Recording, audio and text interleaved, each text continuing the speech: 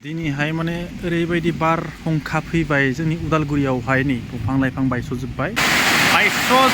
नै गय दंफांफोरा ओरैबायदि बायलांबाय जोंफ्रा मा बुंबावनो आरोना माने 10 दालसो बायबायदां आं दा उनाव थांनानै एसे देखायनोसै आरोना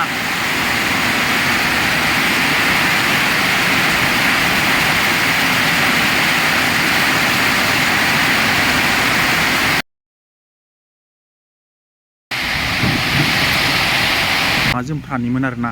ओरैबायदि माने बोराय दंफांमोन इनि गुनानै बायस'लांबाय आरो इनि कारेन्ट थाराबो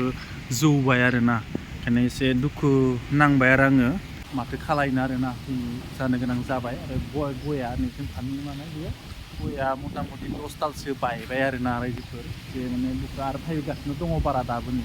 ओरैबायदि बार खारदों ओमफ्राय बे बारा जुदि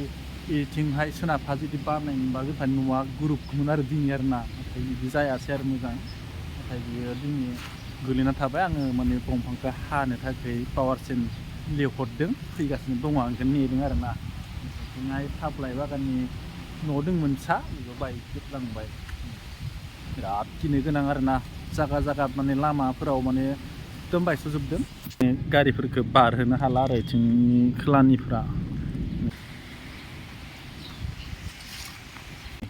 बेबो बिराद गिदिर दंफां बेबो बायहां बेखौबो हाख्लाय होनो नागिरखाबाय आरो